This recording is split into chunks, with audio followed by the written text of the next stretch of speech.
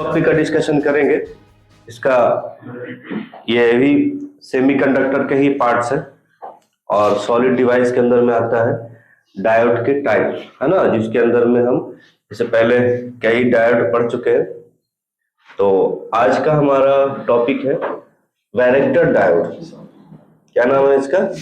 Varactor diode. आप लोग को ध्यान से सुनना है क्योंकि पीछे आप लोग जो दिखाया गया है ना उसमें कुछ नहीं है, हमने देखा है, चेंजिंग है, पहले से नोट भी कर लेना है, ठीक है। तो खैर वैरेक्टर डायोड को समझते हैं।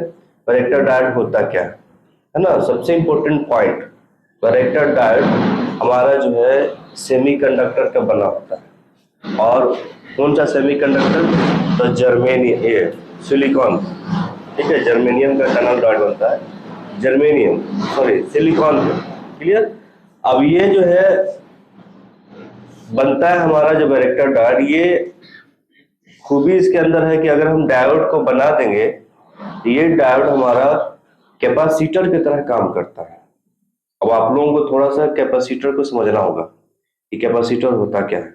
ये पहले से जानते भी होंगे, हम कई बार पढ़ा चुके हैं। कैपेसिटर की तरह थोड़ा सा हम देखते हैं कैपेसिटर होता क्या है। अगर उसको समझने के बाद इस डायोड को समझना आसान हो जाएगा।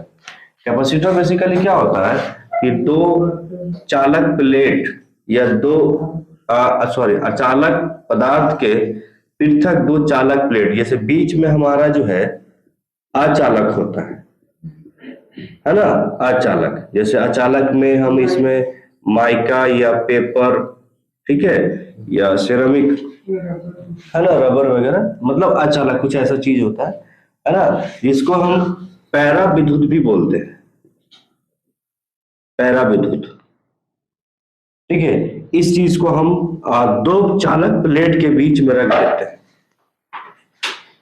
और ये जो दो प्लेट है इक्वल साइज का होता है ना, दो भी हो सकता है, ज्यादा भी हो सकता है, ये चालक का होता है। जैसे चांदी का भी हो सकता है, एल का भी हो सकता है, सीयू का भी हो सकता है। दो चालक प्लेट के अंदर में अचालक पदार्थ होता है और ये जो डिवाइस बनता है, अगर इस पे हम सप्लाई देते हैं जो भी, तो ये सप्लाई को आवेश के फॉर्म में अपने प्लेट्स पे या अपने अंदर में स्टोर कर लेता है। इसलिए इसको हम लोग जो है स्टोरेज डिवाइस भी कहते हैं। किसको? कैपेसिटर को, है ना। कैपेसिटर हमारा टू टर्मिनल डिवाइस है जो आपका पैसिव डिवाइस है, भी याद रखना, एक्टिव नहीं है। एक्टिव हम लोग डायोड में आता है, पैसिव डिवाइस है, ठीक है। और ये आपका जो है आवेश के फॉर्म में स्टोर करता है, इसलिए स्टोरेज डिवाइस भी कहते हैं। और डायरेक्ट स्टोर तो बैटरी भी करेगा, जानते भी है, लेकिन बैटरी रिएक्शंस के थ्रू करता है, क्रियाएं होती है उसमें। लेकिन कैपेसिटर में क्या होगा, डायरेक्ट आवेश के फॉर्म में स्टोर करता है, इसलिए कैपेसिटर स्टोरेज डिवाइस कहते हैं। तो ये हमारा जो डायोड है वैरेक्टर डायोड, ये एज ए कैपेसिटर की तरह वर्क करता है, इसलिए इसको हम लोग जो है वेरिएबल डायोड भी या वेरिएट डायोड भी कहते हैं, ठीक है, क्लियर। अब इसको समझना है, ये इसका सिंबल है वैरेक्टर डायोड का। अलग अलग डायोड का अलग अलग सिंबल होता है, ये इसका डायोड का सिंबल है। वैसे अगर इसको हम मिटा दें, ऐसे जोड़ दे तो नॉर्मल डायोड बन जाता है। हमने सिर्फ क्या दिया है, इस तरह से। ये भी याद रखना है कि हम बार बार कह रहे हैं कि ये डायोड हमारा कैपेसिटर की तरह होता है, तो कैपेसिटर का भी सिंबल होता है, ये होता है, ठीक है। कैपेसिटर का ये सिंबल होता है, तो डायोड के अंदर में लगा हुआ है, ये कैपेसिटर की तरह सिंबल होता है। तो खैर ये तो हम कह सकते हैं ये डायोड हमारा एज ए कैपेसिटर की तरह वर्क करता है। ये चीज और है, ये नॉर्मल डायोड में ये रिवर्स बायस पे काम करता है। अब ये नहीं कह देना कि रिवर्स बायस में डॉपिंग या सॉरी रिवर्स बायस में ब्रेकडाउन पे, ब्रेकडाउन पे कौन काम करता है? जीरो डायोड करता है। तो वो रिवर्स बायस भी होता है और ब्रेकडाउन स्थिति में भी रहता है, लेकिन ये ब्रेकडाउन स्थिति में नहीं, रिवर्स बायस पे काम करता है ना। हमने यहाँ पर फिगर में ये शो भी किया है, ये पीएन डायोड है, पीएन डायोड, और हमने रिवर्स बायस में जोड़ दिया। रिवर्स बायस में जोड़ने के बाद मतलब रिवर्स बायस में ये काम करता है। अब कई बार ऐसा होता है कि रिवर्स बायस में वोल्टेज का मान घटेगा, वोल्टेज का मान बढ़ेगा। अगर ज्यादा बढ़ जाता है तो वो ब्रेकडाउन होता है, लेकिन नॉर्मल घटता है बढ़ता है। तो देखिए अगर बढ़ेगा वोल्टेज तो ये जो है इसका जो डिप्लेशन लेयर है अक्षय क्षेत्र घटेगा बढ़ेगा। डिप्लेशन लेयर क्या होता है, घटेगा बढ़ेगा। थोड़ा सा फिर पीछे चलते हैं, ये कैपेसिटर है, ठीक है। और कैपेसिटर में एक फॉर्मूला होता है, कैपेसिटर से उसकी धारिता निकालने के लिए 8.85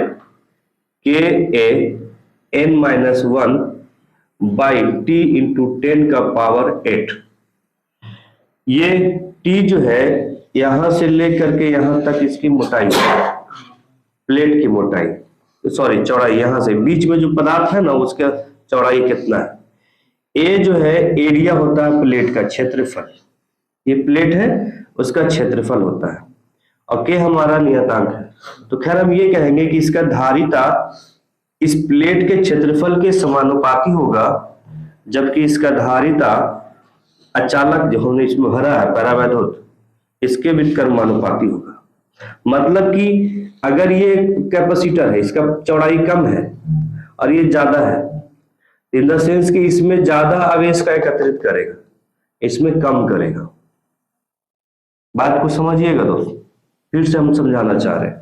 देखिए ये दो कैपेसिटर है, दोनों का प्लेट बराबर है, लेकिन क्या देख रहे हैं कि प्लेट के बीच में जो हम पदार्थ डालते हैं अचालक के रूप में, उसकी चौड़ाई ज्यादा है और इसकी चौड़ाई कम है।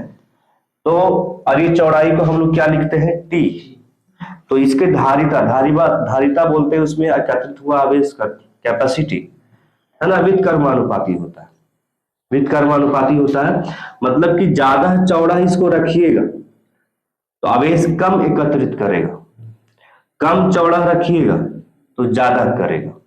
क्लियर हो गया? हाँ, ज्यादा चौड़ा रखिएगा तो कम करेगा, कम रखिएगा तो ज्यादा करेगा। अब यहाँ पर आते हैं डायोड में, और हम लोग पहले पढ़ चुके हैं क्या, रिवर्स बाइस में। रिवर्स बाइस में वोल्टेज का मान बढ़ाइएगा तो इसका हमारा जो है इसका लेयर घटता है। वोल्टेज का मान बढ़ाइएगा तो अक्षय परत का लेयर घटता है, और जब लेयर घटेगा तो समझिए कि आपका इस प्लेट का भी लेयर घट रहा है। अब वोल्टेज का मान बढ़ने से क्या होगा, इसमें धारा का मान ज्यादा जाएगा। मतलब ये समझिए कि हम ये अवक्षय क्षेत्र जो है ना, ये भी समझिएगा कि ये अवक्षय क्षेत्र भी हमारा प्लेट के पैराविद्युत की तरह काम करता है। ये डायोड है, इसका जो अवक्षय क्षेत्र हमने बोला है, ये डिप्लेशन लेयर, इसका पैराविद्युत का जो हमने अचालक भरा है उस अचालक के लेयर की तरह ये काम करेगा।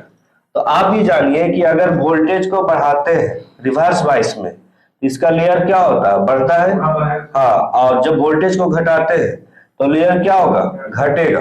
ये ध्यान में रखना है। यहाँ पर हम बता रहे हैं डायोड में या नॉर्मल डायोड, फिलहाल भूल जाइए कि हम वेक्टर पढ़ रहे हैं। कोई भी डायोड, पीएन डायोड में अगर वोल्टेज को बढ़ाइएगा इसका अवक्षय क्षेत्र बढ़ेगा, और वोल्टेज को घटाइएगा इसका अवक्षय क्षेत्र घटेगा। और हम कहते हैं इसका अवक्षय क्षेत्र ही इसके अचालक पैराविद्युत की तरह काम करता है।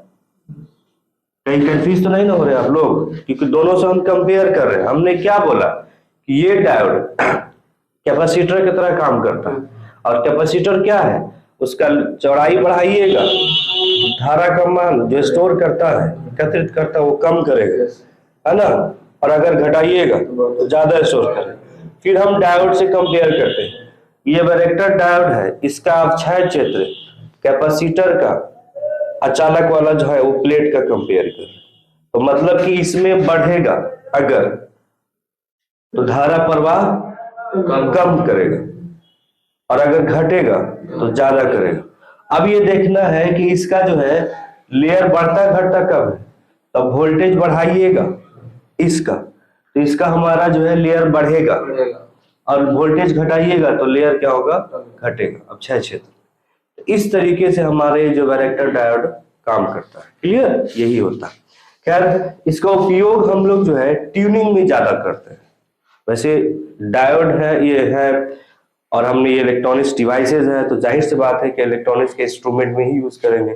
ट्यूनिंग आता है, ट्यूनिंग में ज्यादा यूज करते हैं इसका प्रयोग। खैर यहाँ पर हमने जो है ग्राफ से दर्शा रहे हैं, ये आपका रिवर्स बायस वोल्टेज है। रिवर्स बायस वोल्टेज बढ़ेगा तो इसका जो है ना कैपेसिटेंस, धारिता जिसको कहते हैं, घट रहा है। रिवर्स बायस वोल्टेज बढ़ेगा तो कैपेसिटेंस क्या होगा, घटेगा, ये ध्यान रखना। अगर रिवर्स वोल्टेज घटेगा तो ये बढ़ेगा, है ना। पहले वाला जो समझाया उसी से रिलेटेड ये ग्राफ है, ये भी क्वेश्चन में पूछा हुआ है। कैपेसिटर कौन सा हमारा डायोड के लिए वैलिड होता है, डायोड का मतलब ऑप्शन दे देगा चाहे ग्राफ में दे देगा, उसी तरीके से क्वेश्चन पूछ सकता है। तो खैर ये सिंबल हो गया, ये आपका कैपेसिटेंस का लेयर से हमने कंपेयर किया। अब इसका जो है फॉरवर्ड धारा का मान होता है ना 200 मिली एम्पेयर फॉरवर्ड करंट। इस तरीके से फॉरवर्ड पावर शक्ति का मान होता है 200 मिली वाट। सबसे इंपॉर्टेंट पॉइंट है, ये जब हमारा जंक्शन काम करता है, ये जंक्शन जो होता है ये बहुत ज्यादा हीट हो जाता है। जंक्शन, इस डायोड का जंक्शन बहुत ज्यादा हीट हो जाता है, मतलब इसका जंक्शन का तापमान लगभग 125 डिग्री सेल्सियस रहता है। ये बहुत इंपॉर्टेंट पॉइंट है। वैसे और डायोड में हमने बात नहीं बताया है, ठीक है। उसके बाद खैर रिवर्स वोल्टेज ये कितना वोल्टेज पे काम करेगा, तो लगभग जो है 30 वोल्ट पे काम करता है ना। उसके बाद हम कहाँ यूज करेंगे, तो हमने कहा है ट्यूनिंग परिपथ में यूज करेंगे। अब ट्यूनिंग परिपथ का हो गया, रेडियो हो गया, टीवी हो गया, ठीक है। इसके अलावा इलेक्ट्रॉनिक्स रिसीवरों में यूज करेंगे, जैसे सिग्नल, मोबाइल में सिग्नल आता जाता है ना, सिग्नल और ट्रांसमीटर, उसमें रिसीवर में यूज करते हैं। साथ साथ में मतलब कुछ ऐसे डिवाइस होता है जो अपने आप फ्रिक्वेंसी को क्या करता है, कंट्रोल करता है, सेल्फ कंट्रोल फ्रिक्वेंसी, है ना, स्वयं आवृत्ति नियंत्रक युक्ति। वैसे डिवाइस जो खुद अपना फ्रिक्वेंसी को कंट्रोल करता है, हम कंट्रोल नहीं कर रहे हैं, वो खुद कर रहा है, उस डिवाइस में या उस इलेक्ट्रॉनिक्स यंत्र में हम इस डायोड को प्रयोग करते हैं। तो दोस्त ये रहा आपका वैरेक्टर डायोड, है ना। पहले हमने पढ़ा था पीएन जंक्शन डायोड, फिर हमने पढ़ा जीनर डायोड, आज हमने पढ़ा varactor diode. Varactor diode basically capacitor की तरह काम करता है। कैपेसिटर क्या एक डिवाइस है जो धारा को आवेश के फॉर्म में एकत्रित करता है ना। उसका जो है अचालक, बीच में अचालक होता है, अचालक का मान बढ़ाइए